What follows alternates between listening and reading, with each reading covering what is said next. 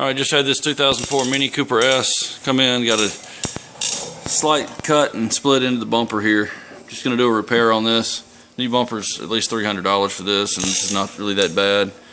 If it was over in the center, I would definitely repair it to do a blend from the center out, but even here, with a new bumper, I would have my new color mix here against the original, but there's two separate angles here, so it's not going to be a big deal to not blend into this. So I'd have a butt match here anyway, no matter what, either repairing this or replacing the bumper, so I'm just going to repair it. He doesn't need the car anyway. He's got 3 or 4 others, so we're just going to leave it here till I get done. I'm working on getting the bumper off now. There's there's a plastic clip right in there. Pull that off so that this whole assembly can slide out, and just pop the back edge of the molding out of the quarter. There's one clip back here, and there's going to be a screw right here in the bumper I have to take out on each side. Took these 2 out that are in the trunk or in the jam area, little bumpers. And there's probably something underneath. I'm going to go do that next, and I'll be back when I get the bumper off. Okay, the cover's off and stripped. There's a molding that goes around all the way around the bottom edge and up the sides. I've done a soap and water wash on it. It's in really good condition, except for the damage I'm going to do, but I did find a scratch right here. It's fairly deep. Gonna have to sand that through. Might be able to get it out of the plastic and just put a little primer there, but at the angle it is on the car, you really can't even see it. So I didn't notice that until I got it off. Then I washed it and found a little scuff here, but I think I'm going to end up with enough primer. I can probably bring the primer over, just do a little spot there. All I'm going to do now is just heat this. I'm going to press it from the back side. It did puncture through just a little. You can see through it to the back side ever so slightly. So I'm going to heat this and just remold it and get it flat again. Get the crown out of here and get this back up. And what I'll have to do on the back side is just clean this really well and then abrade this whole area and put in some structural repair adhesive. I think it's semi-rigid parts repair. I can probably use the rigid parts repair I've got, or even panel bond, just to stiffen it up back here once I get it flat. And then I'll do the cosmetic repair on the front with the 5887 that I use pretty often. That'll get this taken care of, and I'll prime just this area. Try to break it here if I can. I don't know if I'll be able to or not, but extend it out this way and feather it nice and thin so that I can come back and wet sand it and feather it into the original clear here and not have a feather edge showing.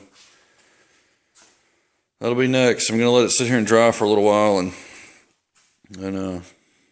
get to start heating the damage up and getting it out of there. Alright, now that I got it fairly hot, just to where I can't even hold my hand on it, I went back behind here.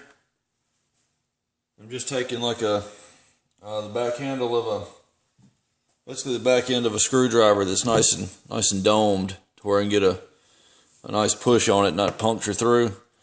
And I took the other end, the sharp point, and this piece that had pushed through and overlapped the rest of the material, I pushed it back up level.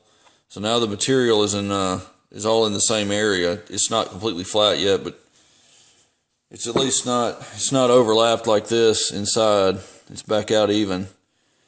So I'm gonna warm it up a little bit more. And I worked out the crease in it also. I'm going to try to flatten it down some. While it's hot, it's still going to have a little bit of a hot spot there till it cools and shrinks back down. It'll flatten a little more, but basically all I'm doing is reaching up under here with the tool, and I'm pressing up on it from behind just to get everything up. Now I'm going to reheat it and start to press it back down and get it back in the original contour. We got the heat gun pretty much full blast. You don't want to bubble the paint up around here, because then you'll have to strip it. I'm going to strip it anyway, but if you bubble it up somewhere out here, you're going to have to strip all this back. I normally start on the back side, just get it nice and hot, and come to the front. Heat a little bit on the front, that way I can go ahead and start pressing on the back while I've got it flipped over. Gonna get it hot enough to where I really can't touch it. I don't know, it'll be soft enough to mold.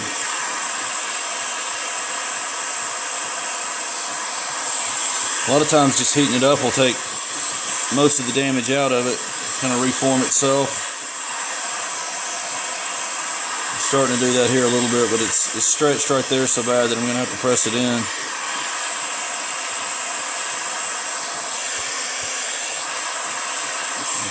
That should be plenty hot.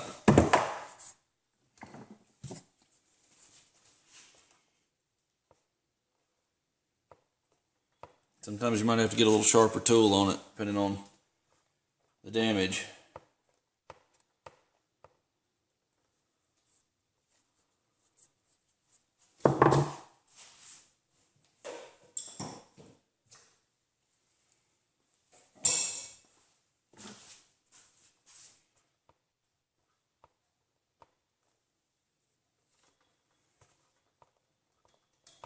I'm just going to work it down until I get it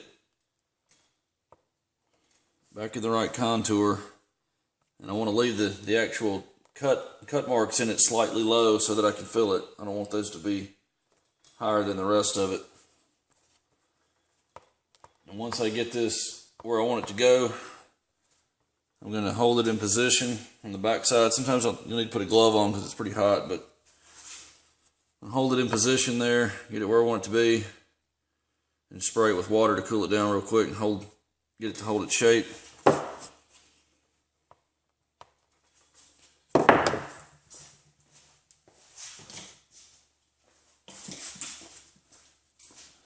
I think that's about got it there. Maybe high right there just a little.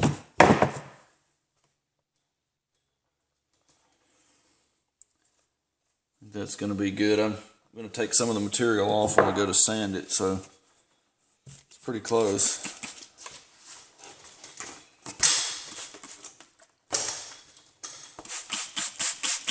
This is just to cool it off, get it to hold its shape.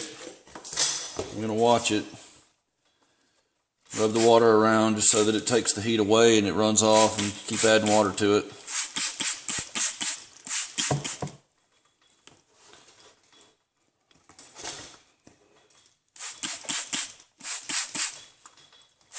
And if I need to do this again, I will, but I think that's going to be good. I'll be back in just a minute when I get ready to start the repair. Alright, I went ahead and let it cool completely with the water, and then I dried it off. And you can see how it's pretty close now to its final shape. It's not perfect, but it's not going to be right here at this stage. But general shape is there. I went back and I just warmed it back up just ever so slightly on both sides with the heat gun, just to drive out any moisture that's in here. Same thing on the back side. Nice and dry. I'm going to let that cool back down to room temp so that it will be stable temperature when I do the repair.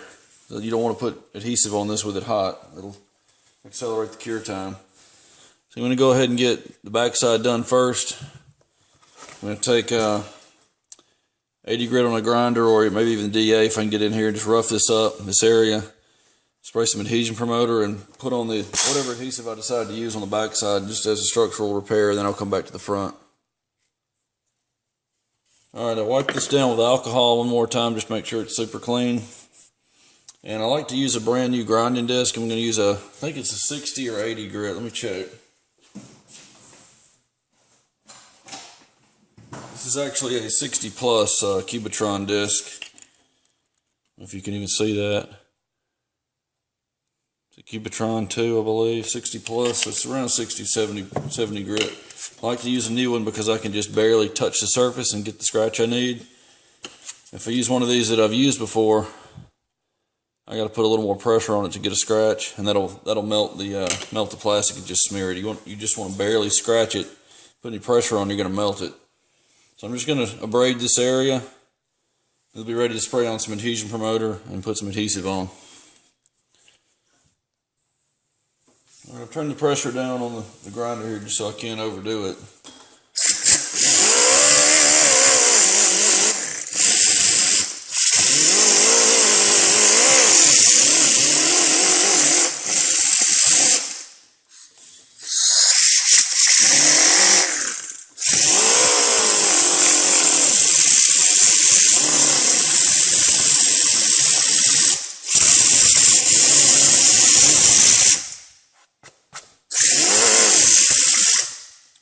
remove a little bit of material at the actual crack there so that I can get a little more thickness there. That's essentially all I need. I'm going to put some adhesive here and just smear it flat and just let that harden up, and I'll go to the front. Alright, this will get 2 coats of adhesion promoter with about 5 minutes in between. Not as critical on the back here, just because I've got to make sure it just stays. I don't have to worry about it being a undetectable repair back here. But on the front side, I got to make sure I follow all the exact flash times and do everything just right so that it doesn't show later. Do a map of the repair. Alright, I've decided to use this 3M 8223. This is a universal adhesive. It's a little bit thicker than the, I think it's 8217. There's another one I've got that's universal, but it's clear. This is black. And it's about a 3 or 4 minute work time. This will be plenty good for the back side here. I'm going to go ahead and mix some of this up just by hand on a mixing board with a spreader, so I don't waste a mixing tip. That'll be perfectly fine for the back here. I'm going to go mix it up, be right back.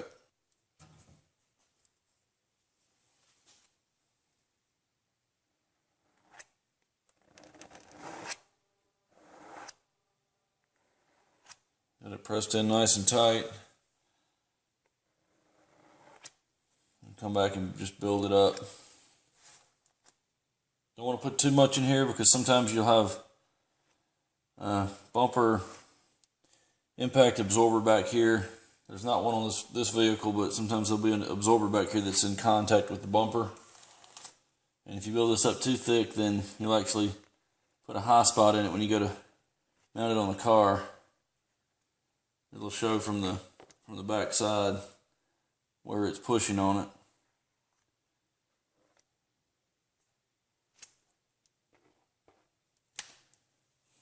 Alright, that's plenty thick to give it some structure back to it.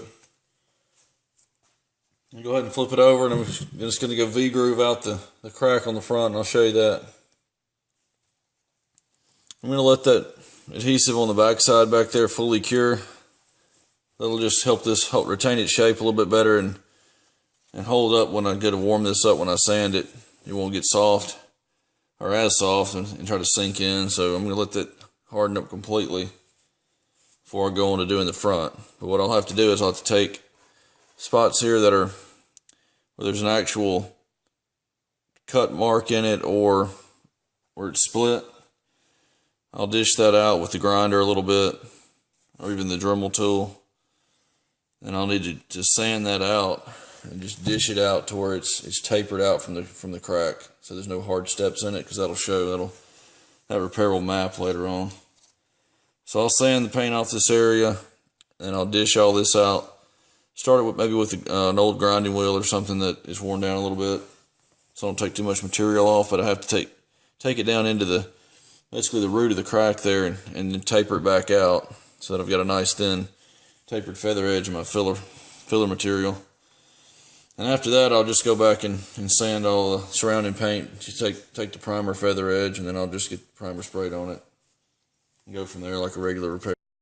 I feathered out all the paint around the area with 180 on my 3/16 DA, the short stroke. Once I got into the plastic, I went back with 80 grit on this more aggressive DA to take out the material. And there's a slight depression there now. You can't see it, but feels like basically a door ding or a dent right in there now, so that I've got this lower than the surrounding material. So I'm going to go back with, now that I've got it where I want it to be, as far as having kind of a bowl here, getting rid of all the sharp edges and the damage. And we go back with this DA with 180 and smooth the plastic back out. It doesn't cut near as fast with this fine DA, so I went with a little more aggressive on that just to get the material out. And I'm going to refine all this back into 180. Then I'll extend it a little bit further on around. And all this will be 400 grit to take primer.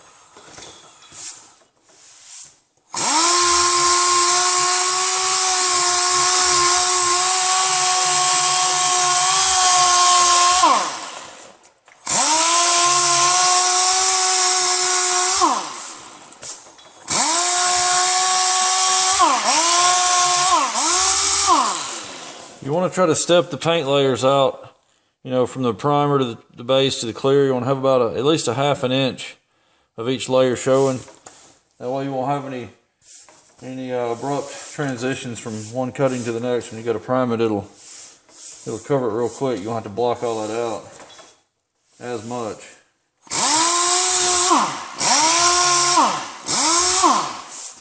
Sometimes the paint's pretty thin. It's hard to get a half inch there, but you can get it as close as possible. Like right in there is really good. But right around here is about a 1/4 inch.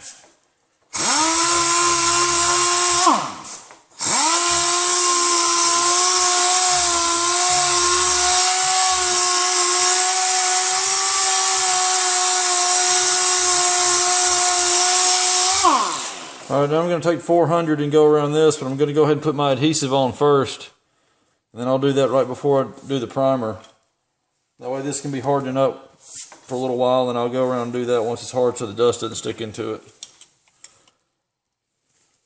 Alright, I like to go crank my pressure way back up on the hose. I've probably got this set at about 70 or 80 now. That sander runs at about 40. So I'm going to blow as much dust out of here as I can. You don't want to put any kind of solvent on this plastic. It'll soak into it and swell. You'll have problems later. I'm going to blow it off, get all the dust out I possibly can. Then I'll get the adhesion promoter out, spray a couple of coats of that on it, and get ready for the adhesive.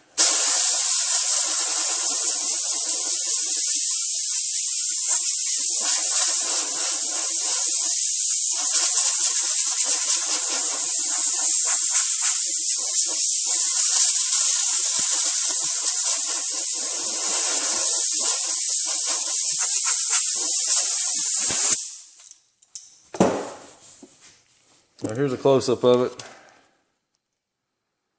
There's still a little bit of a little mark there, but I'm going to have the adhesive built up thick enough that that's not going to show. It'll just take care of that little pit. All right, I got the first coat of adhesive on there. It's going to kind of wet itself out, level off a little bit. You see that? I think I've got it thick enough there. I can always come back and put a little more. All right, it's been on about 10 minutes. It's starting to tack up. It'll take a fingerprint still, but it's sticking and not stringing up. I'll let that sit overnight, and I'll come back and block sand it. I'll start it with 180 on the DA. You don't want to put an 80 grit scratch in it because it's really hard to get out of this stuff. I'll 180 DA it, and then I'll block sand it with 180 and come back with 180 on a DA and get all the straight line scratches out. Then we'll do the 400 all the way out around it for the prime.